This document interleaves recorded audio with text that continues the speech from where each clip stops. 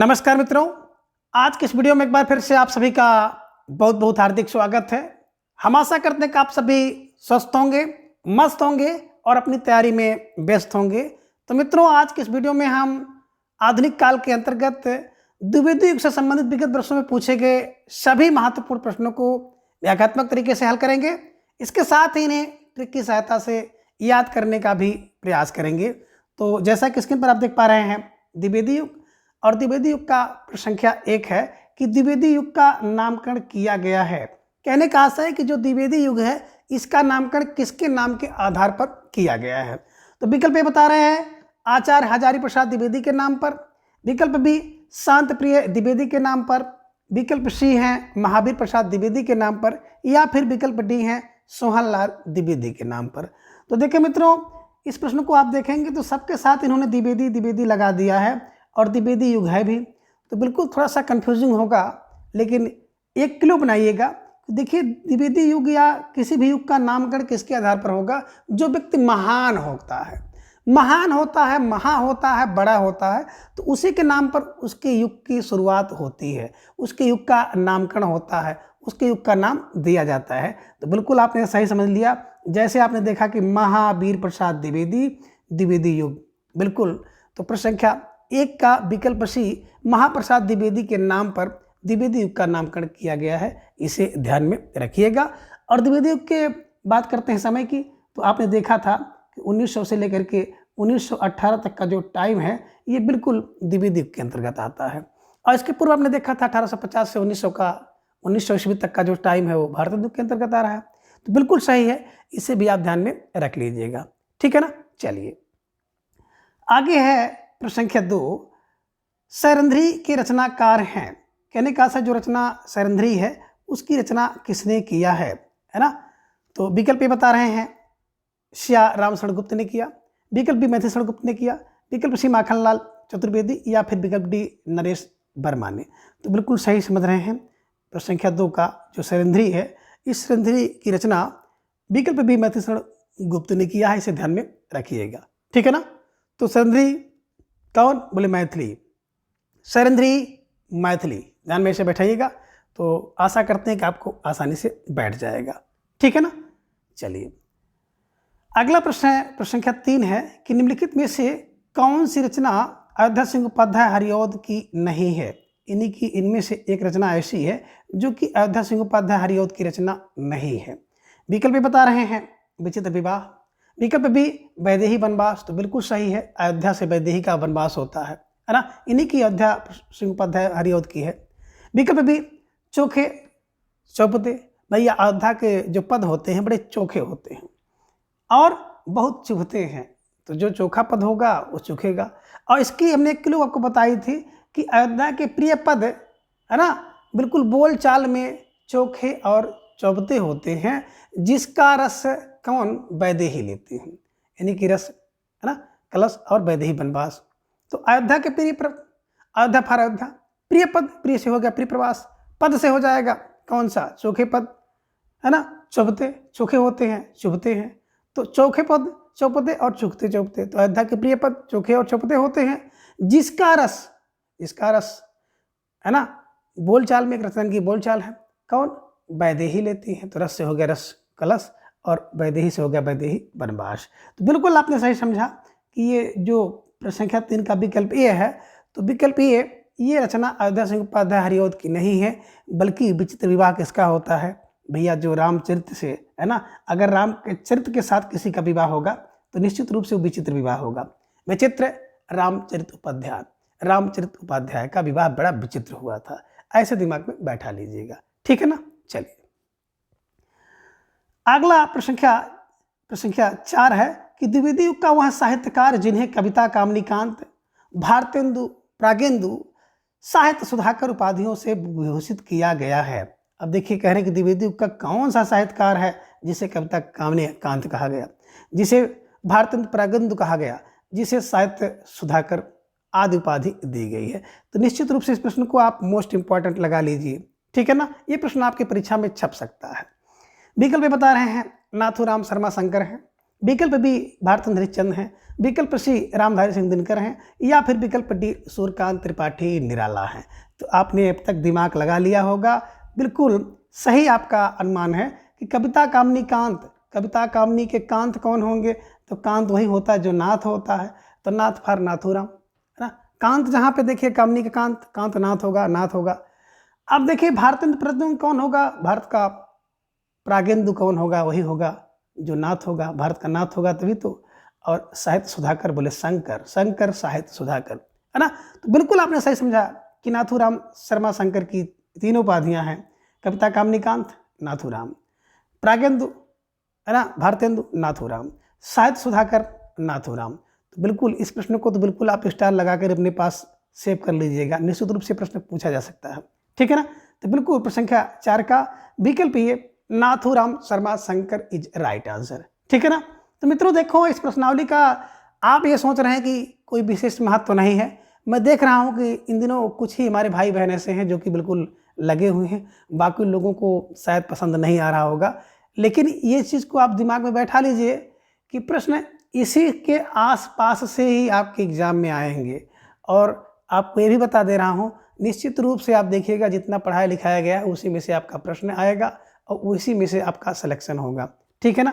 थोड़ा विश्वास रखिए, आप लोग थोड़ा एक्टिव होइए और एकदम बिल्कुल आप अपनी संख्या को बढ़ाइए। संख्या धीरे धीरे कम हो रही है तो थोड़ा सा निराशा आती है, लेकिन मित्रों ये भी सही है कि आप लोगों द्वारा जब बड़े अमूल कमेंट कर दिए जाते हैं तो उस अमूल कमेंट का प्रतिफल ये होता है कि आपके लिए बहुत कुछ करने की एक बार फिर से नई ऊर्जा मिलती है। करता हूँ और आगे करता रहूँगा, ठीक है ना। बिल्कुल सही आपने समझा। प्रश्न संख्या 4 का विकल्प ये Nathuram Sharma Shankar is right answer. आगे प्रश्न संख्या 5 है कि निम्नलिखित में से एक मैथिली शरण गुप्त का काव्य रचना नहीं है। अब इनमें कह रहे हैं कि कौन सी रचना ऐसी है जिसे मैथिली शरण गुप्त ने नहीं लिखा है। विकल्प कह रहे हैं कि सिद्धराज, तो बिल्कुल सिद्धराज तो मैथिली शरण गुप्त की रचना है कि मैं सिद्धराज, मैं फार मैथिली शरण गुप्त की 1936 में इन्होंने लिखा है, मैं सिद्धराज। जय भारत, बिल्कुल आपने समझा, जय भारत रचना मैथिली शरण गुप्त की है, 1952 में इसको लिखा गया है। हिडिंबा, ये भी देखेंगे मैथिली शरण गुप्त की रचना है। लेकिन बात करते हैं विकल्प डी की कृषक क्रंदन, तो कृषक क्रंदन तो नहीं इनकी रचना है, बल्कि कृषक क्रंदन की बात करते हैं तो कृषक क्रंदन कहाँ करता है? बोले सर गया प्रसाद शुक्ल सन्ही जी की रचना है। तो बिल्कुल प्रश्न संख्या 5 का विकल्प डी कृषक क्रंदन इज राइट आंसर। और कृषक क्रंदन रचना किसकी है? तो गया प्रसाद शुक्ल सन्ही की रचना है, इसे ध्यान में रखिएगा, ठीक है ना। अगर ये प्रश्न इस रूप में नहीं आया तो इस रूप से पूछ सकता है कि कृषक क्रंदन किसकी रचना है, समझ रहे हैं ना। इसलिए इन प्रश्नों को बारीकी से देखना जरूरी होता है और आप इसी प्रश्न के साथ साथ इतने प्रश्नों को तैयार करते जा रहे हैं, ठीक है ना। चलिए प्रश्न संख्या 5 है, प्रश्न संख्या 6 है कि मैथिली शरण गुप्त को कौन सी रचना, मैथिली शरण गुप्त की कौन सी रचना महाभारत संबंधी नहीं है। तो इनमें देखेंगे एक रचना ऐसी है जो कि महाभारत से संबंधित नहीं है। विकल्प कह रहे हैं वन पर्व, तो भैया वन वैभव तो महाभारत में था ही, वन वैभव है। विकल्प भी बता रहे हैं शक्ति, तो शक्ति की बात किया जाए तो बिल्कुल ये महाभारत में नहीं थी। विकल्प सी कह रहे हैं कव संहार, तो महाभारत में है। सैरंध्री की बात करें तो सैरंध्री मैथिली शरण गुप्त की रचना है, महाभारत से संबंधित है। लेकिन आपने अनुमान और सब चीज़ देख लिया कि प्रश्न संख्या 6 का विकल्प बी शक्ति जो है महाभारत से संबंधित नहीं है, ठीक है ना। चलिए प्रश्न संख्या 7 है कि हरियोधकृति काव्योपवन है ना का प्रकाशन वर्ष है। काव्योपवन का प्रकाशन कब है? बता रहे हैं विकल्प ए 1907 में, विकल्प बी 1899 में, विकल्प सी 1909 में और विकल्प डी है 1917 में। तो बिल्कुल सही समझ रहे हैं, काव्योपवन वन है ना। प्रश्न संख्या 7 का विकल्प सी 1909 इज राइट आंसर, है ना। जो हरियोध की रचना है इसका नाम है काव्योपन, इसका प्रकाशन 1909 में हरियोध जी ने किया था, इसे ध्यान में रखिएगा। और अयोध्या सिंह उपाध्याय हरियोध जी की ढेर सारी रचनाएं हैं, जैसे प्रिप्रवास है, पारिजात है, वैदेही वनवास है, कृषशतक है, प्रेम प्रपंच है, चोखे चौपते, चुपते चुपते, है ना। ये सब रचनाएं बिल्कुल आप दिमाग में बैठा लीजिएगा, ठीक है। चलिए प्रश्न संख्या 8 है कि किसके साहित्य को हम सरस्वती और इंदु में जिस प्रयोगात्मक रूप में देखते हैं वही उस साहित्य का असली रूप है। अब कह रहे हैं कि किसके साहित्य को हम लोग सरस्वती और इंदु में देख लेते हैं तो उसका प्रयोगात्मक रूप ही उस साहित्य का असली रूप होता है। विकल्प कह रहे भारतेंदु का, विकल्प कह रहे द्विवेदी का, विकल्प सी छायावादी या फिर विकल्प डी आधुनिक युग का। तो सबसे पहले तो आप जानेंगे कि सरस्वती पत्रिका के प्रकाशन और इंद्र पत्रिका का प्रकाशन द्विवेदी युग में हुआ है। अब जब द्विवेदी युग में हुआ है तो द्विवेदी युग का ही बिल्कुल असली रूप दिखाएगा। तो प्रश्न संख्या 8 का विकल्प बी द्विवेदी युग इज राइट आंसर। ठीक, चलिए प्रश्न संख्या 9 है कि खड़ी बोली हिंदी का आधुनिक कालीन प्रथम महाकाव्य है। यानी खड़ी बोली हिंदी का आधुनिक कालीन महाकाव्य, तो बिल्कुल आप इसको रटे होंगे, है ना। विकल्प बी प्रिय प्रवास इज राइट आंसर। आपको पता है कि खड़ी बोली में लिखा गया सबसे पहला महाकाव्य कौन है? प्रिय प्रवास है। कब लिखा गया? सर 1914 ईस्वी में लिखा गया। कितने इसके सर्ग हैं? सर एक साथ, प्रवास होता है ना तो एक साथ होगा, यानी कि 17 सर्ग हैं। ठीक है ना। इसमें किसकी झरना है? तो बिल्कुल आपने देखा था कि मथुरा से गोकुल जाने तक का जो वर्णन है श्री कृष्ण का, उसी का वर्णन इसमें किया गया है। यानी कृष्ण जी के बचपन से लेकर के मथुरा तक का जो प्रस्थान है, सब कुछ का वर्णन प्रिय प्रवास में किया गया है। और किसकी रचना है? अयोध्या सिंह उपाध्याय हरिओ जी की रचना है। इसे ध्यान में रखिएगा। और इस कृति को मंगला प्रसाद पुरस्कार भी मिला हुआ है, तो इसे भी आप ध्यान में रख लीजिएगा। ठीक है ना। तो बिल्कुल आपने समझ लिया होगा कि ये रचना किसकी है, सॉरी महाकाव्य कौन सा है खड़ी बोली का। तो विकल्प बी प्रिय प्रवास इज राइट आंसर। प्रश्न संख्या 10 है कि विख्यात जीवन व्रत हमारा लोकहित एकांत था, आत्मा अमर है देह नश्वर है अटल सिद्धांत था। उपयुक्त पंक्तियां किस कृति में संग्रहित है ना। यानी कि जो पंक्ति है किस कृति से ली गई है? विख्यात जीवन व्रत हमारा लोकहित एकांत था, आत्मा अमर है देह नश्वर है अटल सिद्धांत था। तो किस पंक्ति से ली गई है? विकल्प भी बता रहे हैं, ये पंक्ति जो है साकेत से ली गई है। विकल्प बता रहे हैं भारत भारती से ली गई है। विकल्प सी बता रहे हैं सिद्धराज से, या फिर विकल्प डी उपयुक्त में से कोई नहीं। तो साकेत की बात करें तो साकेत बिल्कुल महर्षि गुप्त जी की रचना है ना, 1931 में लिखी गई है, तो इसमें तो नहीं है।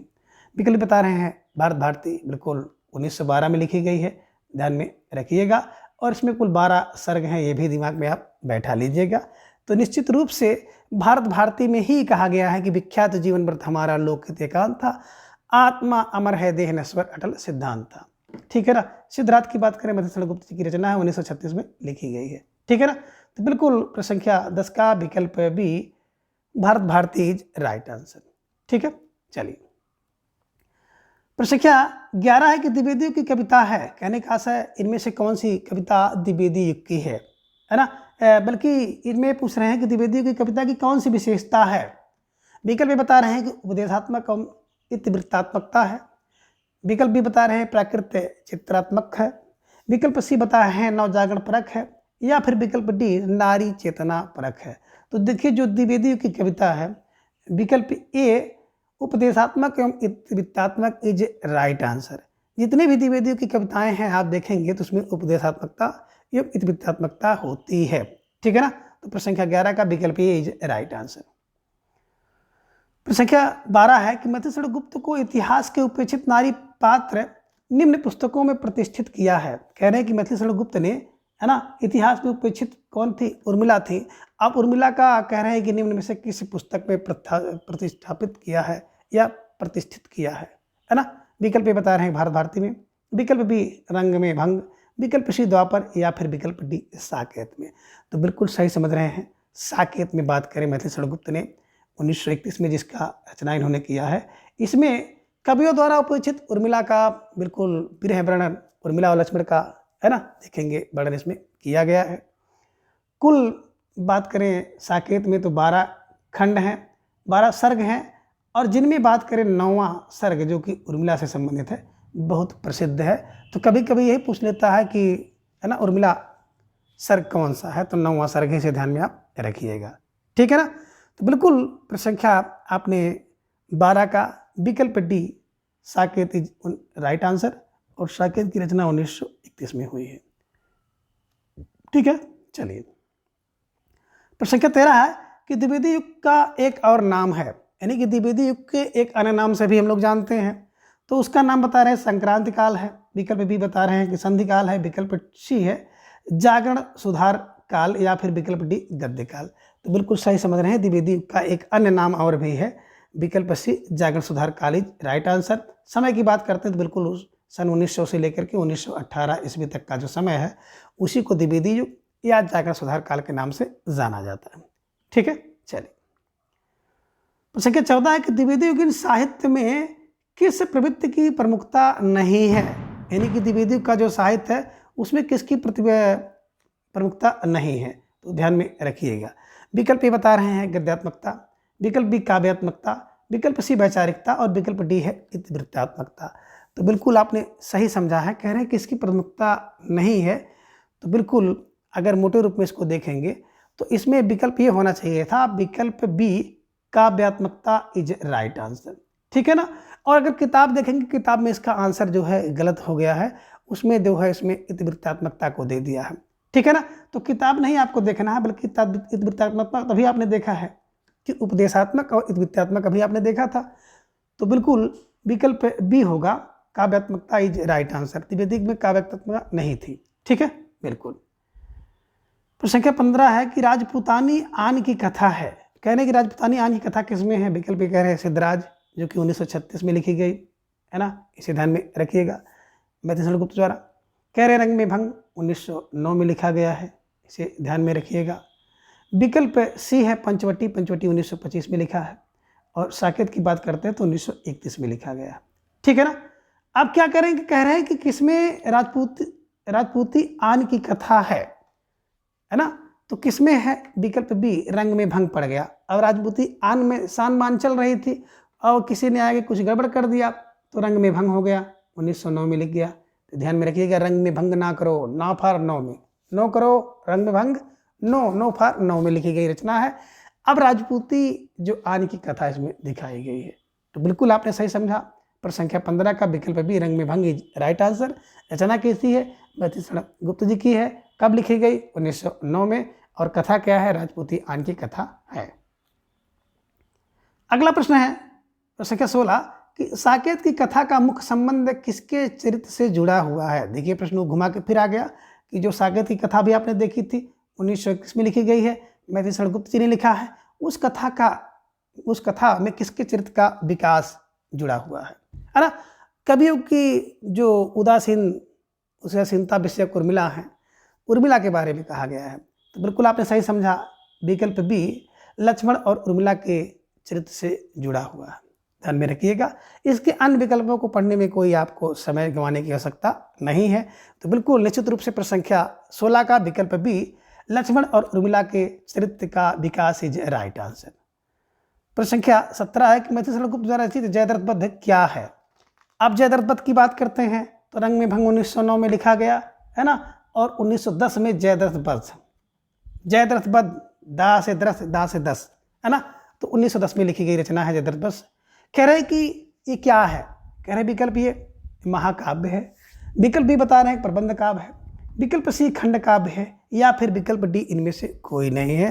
तो बिल्कुल आप समझ लीजिए प्रश्न संख्या 17 का सही उत्तर होगा विकल्प सी है ना, एक खंड काव्य है। तो मैथिली गुप्त द्वारा रचित ये जयद्रथ वध एक खंड काव्य है, जिसमें अर्जुन द्वारा जयद्रथ का वध करने की कथा का वर्णन किया गया है। इसको आप दिमाग में बैठा लीजिएगा। प्रश्न संख्या 17 का विकल्प सी खंड काव्य इज राइट आंसर। प्रश्न संख्या 18 है कि दिवस का अवसान समीप था, यानी कि संध्या थी, दिवस का अवसान होने वाला था। गगन था कुछ लोहित हो चला, तर शिखा पर थी अवरजती कमलिनी कुल बल्लभ की प्रभा। का पंक्तियां का संबंध है किससे है? विकल्प ए बता रहे हैं आंसू से, विकल्प बी परिवर्तन से, विकल्प सी परिप्रवास से, या फिर विकल्प डी है किसान से। तो बिल्कुल सही समझ रहे हैं कि दिवस का अवसान समीप था, गगन था कुछ लोहित हो चला, तरु शिखा पर थी अवरजती कमलिनी कुल बल्लभ प्रभा, है ना। बिल्कुल प्रश्न संख्या 18 का विकल्प सी प्रिय प्रवास इज राइट आंसर। अब प्रिय प्रवास की बात करें तो 1914 में लिखा गया है। कितने सर्ग हैं? 17 सर्ग हैं। क्या है? बिल्कुल आप देखते हैं मथुरा से लेकर के श्री कृष्ण के है ना, बिल्कुल गमन का, प्रस्थान का वर्णन इसमें किया गया है। चलिए, तो प्रश्न संख्या 18 का विकल्प सी प्रिय प्रवास इज राइट आंसर।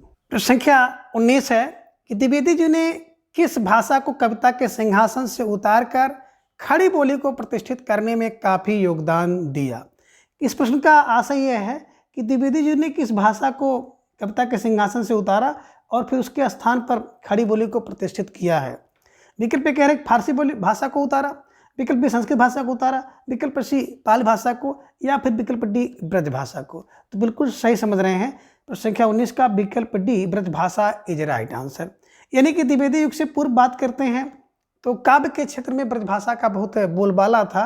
तो द्विवेदी जी ने जो ब्रज भाषा को सिंहासन से उतार करके उसके स्थान पर खड़ी बोली को प्रतिष्ठित करने में काफी योगदान दिया है। तो प्रश्न संख्या 19 का विकल्प बी ब्रज भाषा इज राइट आंसर।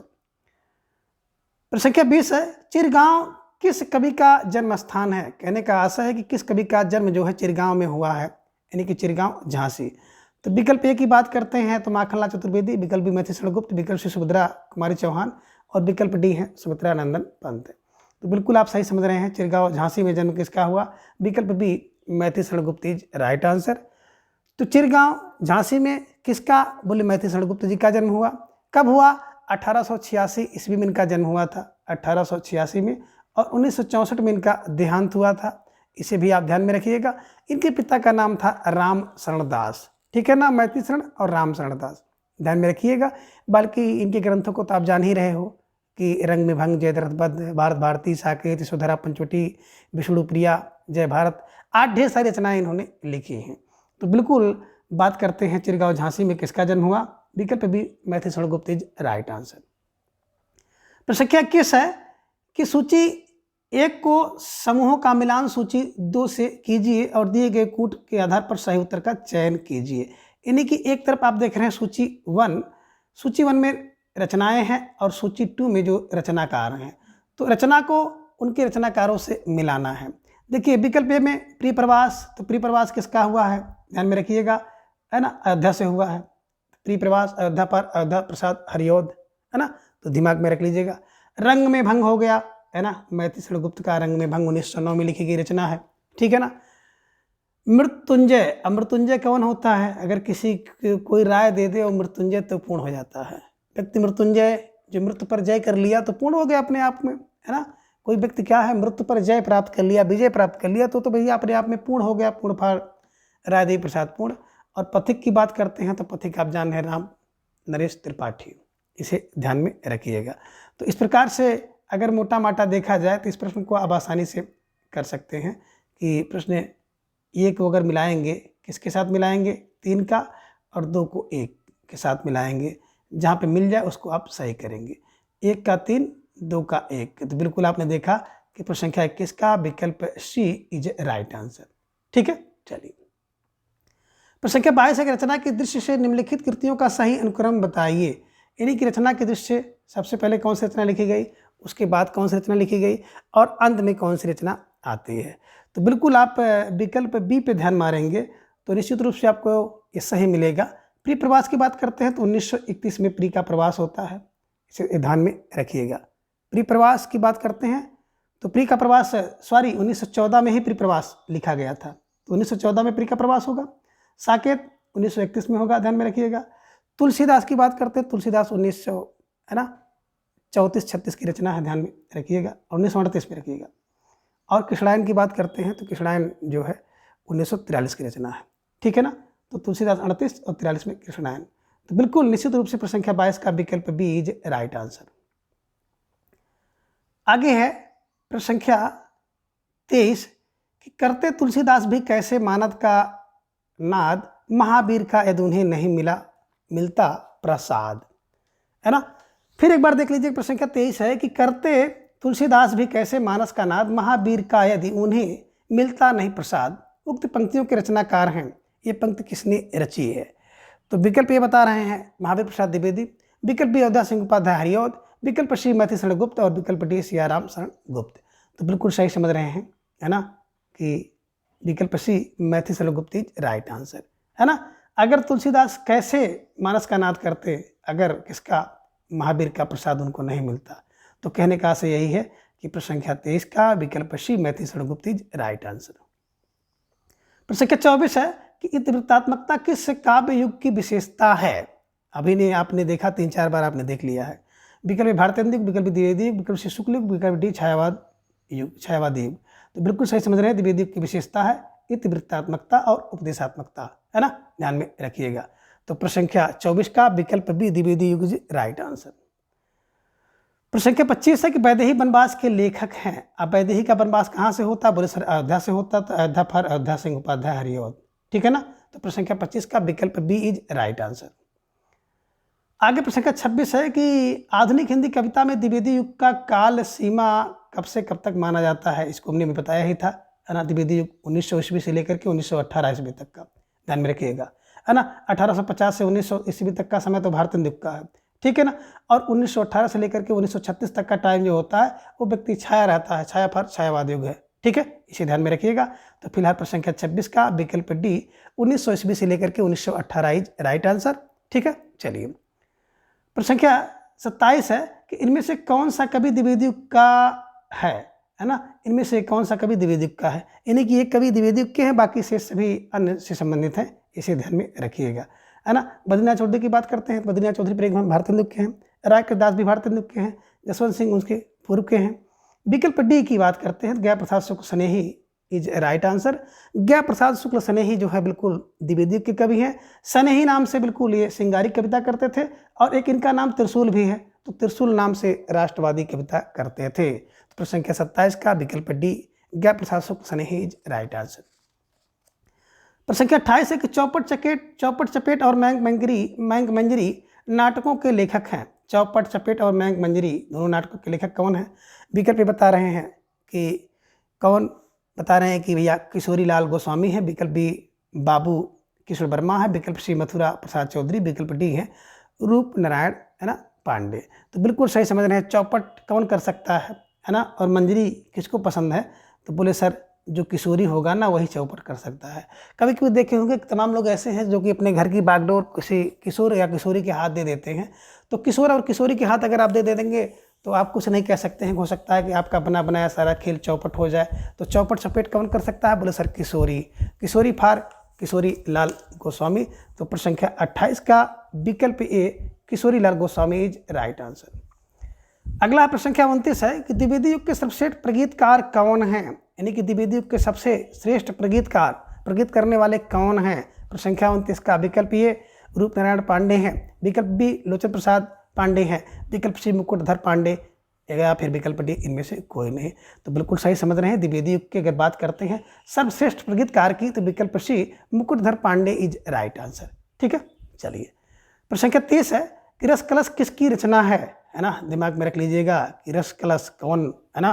बिल्कुल आपको बताया था कि अयोध्या में जब आप जाएंगे ना तो आपका रस का कलश मिलेगा, जिसका रस वैदेही लेती हैं। हमने बताया था कि अयोध्या के प्रियपद बोलचाल में चोखे और चुपते लगते हैं, जिसका रस वैदेही लेती हैं।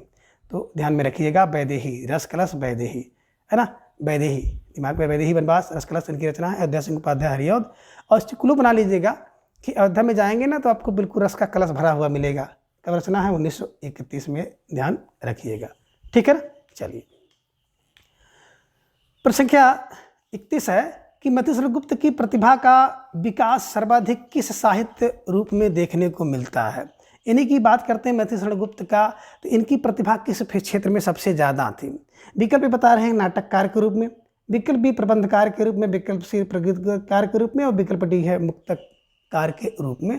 तो बिल्कुल आप सही समझ रहे हैं। मधुसूदन गुप्त जी की अगर व्याख्या क्या कहते हैं ख्याति देखी जाए तो बिल्कुल विकल्प बी प्रबंध काव्यकार के रूप में ज़्यादा इनको प्रसिद्धि मिली है। तो प्रश्न संख्या 31 का विकल्प बी प्रबंधकार इज राइट आंसर, ठीक है ना।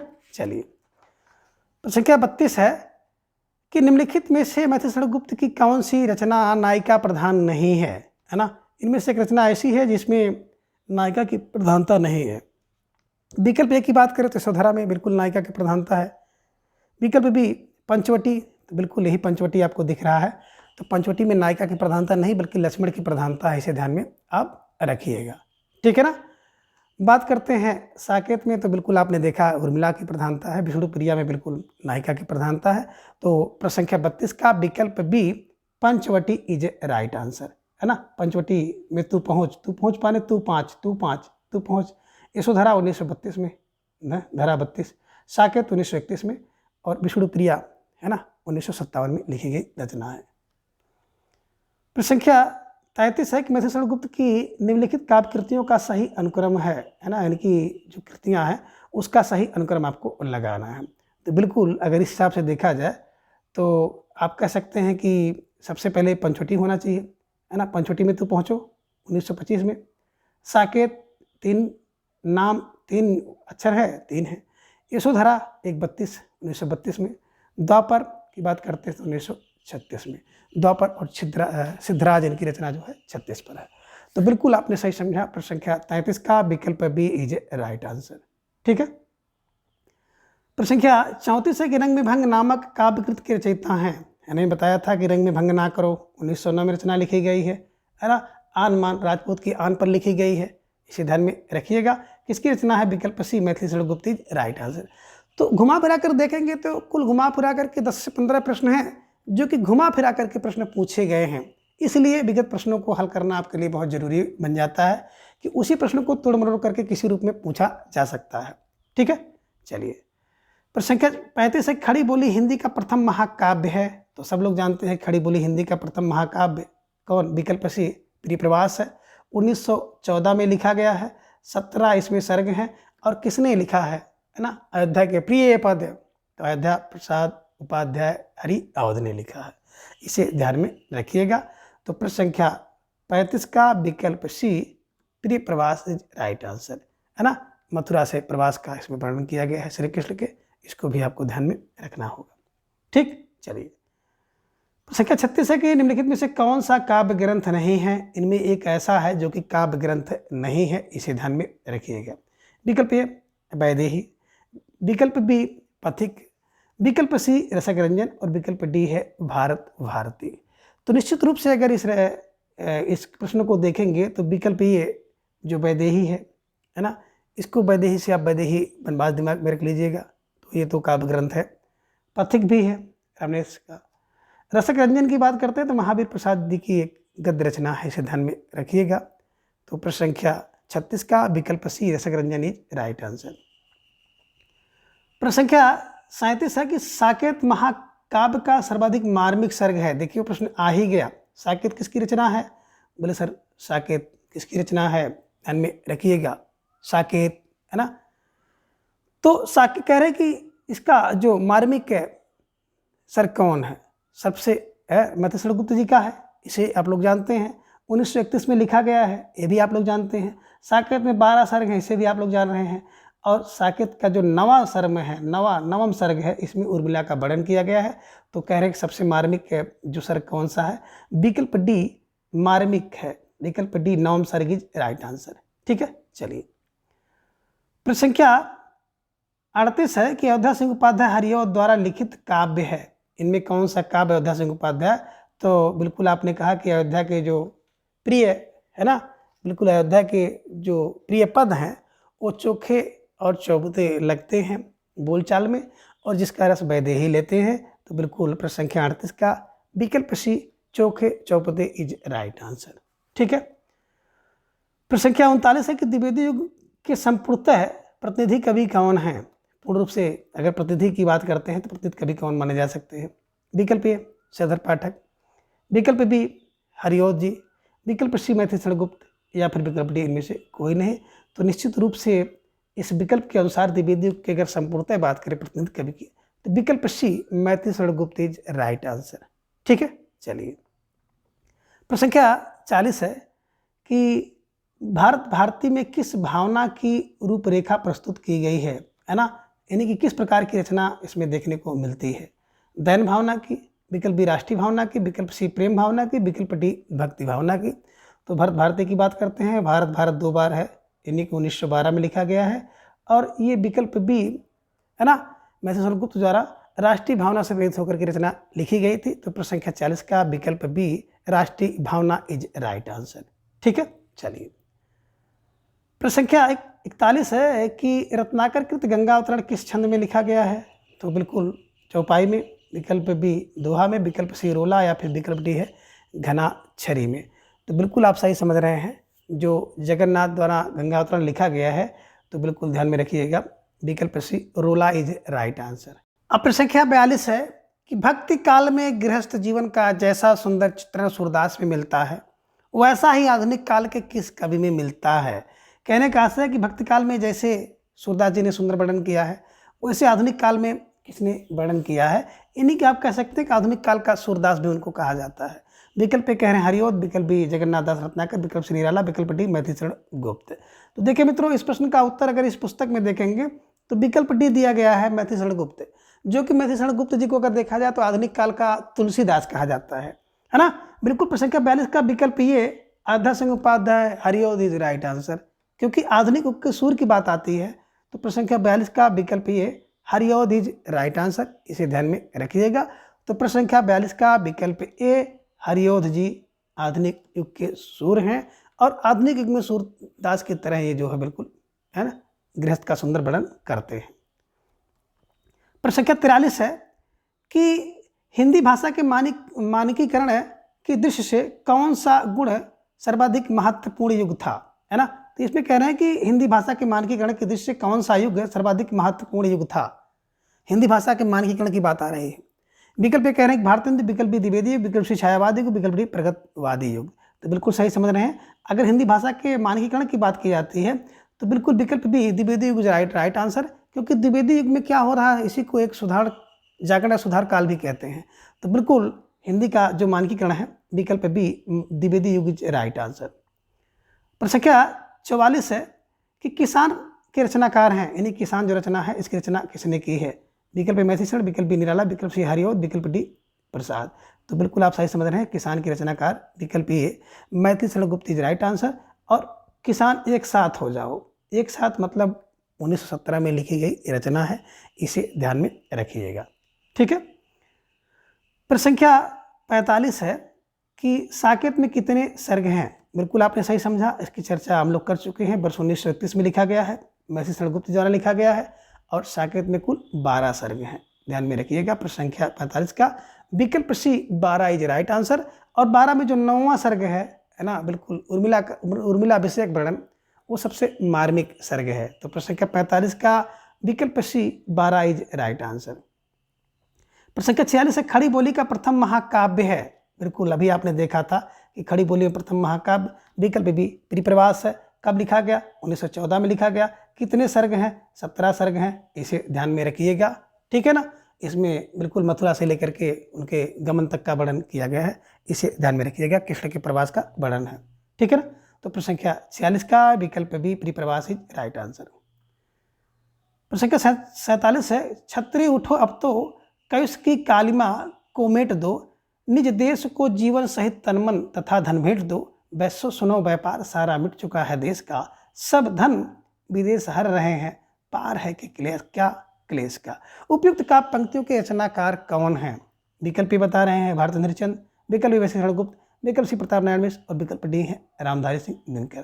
तो निश्चित रूप से भारतेंद्र जी तो भारतेंद्र युग में है, प्रताप नारायण मिश्र रामधारी सिंह जी अलग इनको कर दीजिए, राष्ट्रवादी हैं। तो बिल्कुल आपने अगर देखा प्रश्न संख्या 47 का सही, तो विकल्प B Maithilisharan Gupt right answer. क्षत्रियों को कौन सुनाया सकता है? मैथिली छत्री उठो, है ना। बिल्कुल प्रश्न संख्या 47 का विकल्प B Maithilisharan Gupt right answer. प्रश्न संख्या 48 है प्रिय की सुध सी ए सरिताएं, ए कानन कांतार सुसज्जित मैं तो नहीं, किंतु है मेरा हृदय किसी प्रीतम से परिचित, जिसके प्रेम पत्र आते हैं प्राय सुख संवाद सन्निध्य, है ना। उपयुक्त काव्य पंक्तियां किस कवि की हैं, है ना। ध्यान में रखिएगा कि प्रिय की शुद्ध सी ये सरिताएं, एक कानन कंतार सुसज्जित मैं तो नहीं, किंतु यह मेरा हृदय किसी प्रीतम से परिचित, है ना। जिसके प्रेम पत्र आते हैं प्राय सुख संवाद सन्निहित। तो ये पंक्तियां किसकी हैं? विकल्प ये बता रहे हैं भैया अजय सिंह उपाध्याय हरिओद की है, विकल्प बी रामनेश त्रिपाठी की है, विकल्प सी मैथिलीशरण गुप्त, विकल्प डी लाला भगवान दीन। तो बिल्कुल आप सही समझ रहे हैं। प्रश्न संख्या 48 का विकल्प B Ramnesh Tripathi is right answer. प्रिय की शुद्ध अगर लेनी है तो रामनेश त्रिपाठी से पूछो, प्रिय की शुद्ध रामनेश त्रिपाठी लेते हैं, ऐसे दिमाग में बैठा लीजिएगा। और कहीं किसी पेपर में अगर आपको कोई प्रश्न दिखता मिल जाए तो निश्चित रूप से आप इसको सही करने का प्रयास करिएगा, ठीक है। चलिए प्रश्न संख्या 49 है कि हिंदी को मानकीकृत स्वरूप का सबसे पहले किसने विधिवत विचार किया था, यानी कि हिंदी के मानवीकृत करने का सबसे पहले विचार किसके अंदर आया। विकल्प ए आचार्य महावीर प्रसाद द्विवेदी, विकल्प बी भारतेंद्र हरिश्चंद्र, विकल्प सी राजा लक्ष्मण सिंह, विकल्प डी राजा शिव प्रसाद सितारे हिंद। तो देखिए हिंदी को सबसे पहले मानकीकरण कौन कर सकता है, किसके अंदर विधिवत विचार आएगा, है ना, ये देखो जो आचार्य होगा, तो आचार्य महावीर प्रसाद द्विवेदी, ठीक है ना, जो आचार्य होगा सबसे पहले हिंदी को मानकीकरण करने का विचार उसी के अंदर आएगा। तो प्रश्न संख्या 49 का विकल्प ये आचार्य महावीर प्रसाद द्विवेदी राइट आंसर। प्रश्न संख्या 50 है कि अधिकार खोकर बैठ रहना यह महादुष्कर्म है, न्यार्थ अपने बंधु को भी दंड देना धर्म है। उपयुक्त का पंक्तियां किस ग्रंथ से उद्धृत हैं, है ना, बिल्कुल आप सही समझ रहे हैं। प्रश्न संख्या 50 का विकल्प ये जयद्रथ वध 1910 में लिखा गया है, इसे ध्यान में रखिएगा। मैथिली शरण गुप्त जी का ये खंड काव्य है जिसमें अर्जुन ने जयद्रथ का वध किया है, उसका वर्णन किया गया है। तो अर्जुन ने जयद्रथ का वध किया, कब किया, 1910 में किया, ध्यान में रखिएगा, वध 10 में, ध्यान में रखिएगा, 1910, 9 नहीं बल्कि 1910 में किया, अर्जुन ने किया, जयद्रथ का किया, ध्यान में रखिएगा, मैथिली गुप्त जी की रचना है, ठीक है ना। उसी में कहा गया है कि क्या कहा गया है कि अधिकार खोकर बैठना या महादुष्कर्म है, न्यार्थ अपने बंधु को भी दंड देना धर्म है। तो प्रश्न संख्या 50 का विकल्प ये जयद्रथ वध इज राइट आंसर, ठीक है। चलिए प्रश्न संख्या 51 है कि हम कौन थे, क्या हो गए और क्या होंगे अभी, आओ विचार करें आज मिलकर ये समस्याएं सभी। उपयुक्त का पंक्तियां किस कवि की हैं, विकल्प बता रहे हैं रामधारी सिंह, विकल्प बी मैथिली शरण गुप्त, विकल्प सी माखनलाल चतुर्वेदी और विकल्प डी है बालकृष्ण शर्मा नवीन। तो बिल्कुल सही समझ रहे हैं। हम कौन थे, हम कौन थे और क्या हो गया मैं, तो मैं फार मैथिली शरण गुप्त जी की ये पंक्ति है, दिमाग में बैठा लीजिएगा। हम कौन थे, मैं, है ना, हम कौन थे, मैं अपने आप को पूछ रहा हूँ, मैथिली शरण गुप्त दिमाग में रख लीजिएगा, हम और मैं, हमको मैं से मिलाइएगा। प्रश्न संख्या 52 है कि प्रकाशन के दृष्टि मैथिली शरण गुप्त जी के काव्य संग्रहों का सही अनुक्रम क्या होगा, इसे ध्यान में रखिएगा। तो देखिए सबसे पहले विकल्प डी पे देखें, जयद्रथ वध 1910 में। यशोधरा की बात करते हैं तो यहाँ तो भैया थोड़ा सा यशोधरा, है ना, यशोधरा 1932 में है। पंचवटी 1925 में है। विष्णु प्रिया की बात करते हैं तो यहाँ पे थोड़ा सा मामला गड़बड़ हो रहा है, तो प्रश्न संख्या 52 का विकल्प भी मिलाइए, है ना, 1910, पंचवटी 1925, यशोधरा 1932 और विष्णु प्रिया 1957, बिल्कुल सही मिल गया, है ना, इसी को ध्यान में रखिएगा। जयद्रथ वध 10, पंचवटी में तू पहुँच माने तू पहुँच, यशोधरा, है ना, 32 की, विष्णु प्रिया 1957। तो प्रश्न संख्या 52 का विकल्प बी इज राइट आंसर, इसे ध्यान में रखिएगा। प्रश्न संख्या 53 है, निम्नलिखित में से कौन सी विशेषता द्विवेदी युगीन काव्य की नहीं है। अब कौन सी काव्य की नहीं है द्विवेदी युग की, तो इतिवृत्तात्मकता तो है ना, सुधार हुआ था द्विवेदी युग में, ये भी आप जान रहे हैं, तो बिल्कुल सुधार भी रहेगा।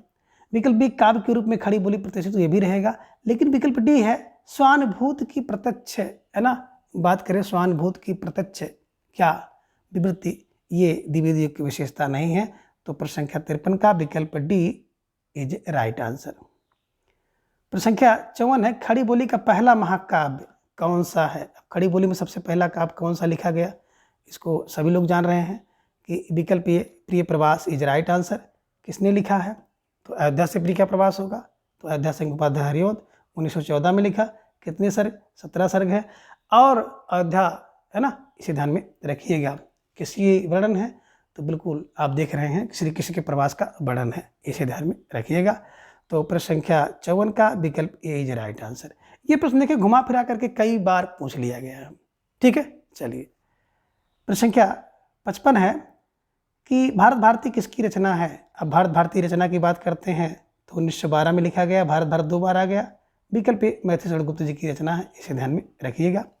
और अगला प्रश्न है प्रश्न संख्या 56 कि दिवस का अवसान समीप था, गगन था कुछ लोहित हो चला, किस कवि की पंक्ति है। तो देखिए मित्रों, अभी इसके पहले पूछा था किस रचना से ली गई है, अब यहाँ पर पूछ लिया किस कवि की पंक्ति है।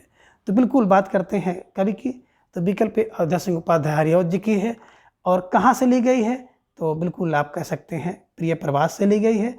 और प्रिय प्रवास की रचना 1914 में हुआ था। और प्रिय प्रवास में किसका, तो बिल्कुल आप कह सकते हैं श्री कृष्ण के प्रवास का वर्णन किया गया है।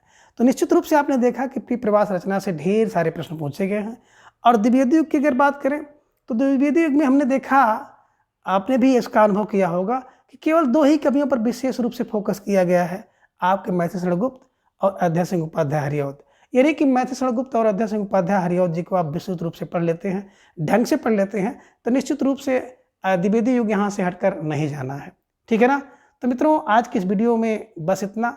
हम आशा करते हैं कि आपको थोड़ा बहुत इससे लाभ मिला होगा, और कुछ भी अगर लाभ आपको मिल रहा हो तो प्लीज़ चैनल को सब्सक्राइब करके आप हमारे साथ जुड़ जाए और अपनी तैयारी को बूस्ट करें। अगली वीडियो में फिर हम इसी तरह से कुछ नए प्रश्नों के साथ उपस्थित होंगे। तब तक के लिए धन्यवाद, नमस्कार, बाय।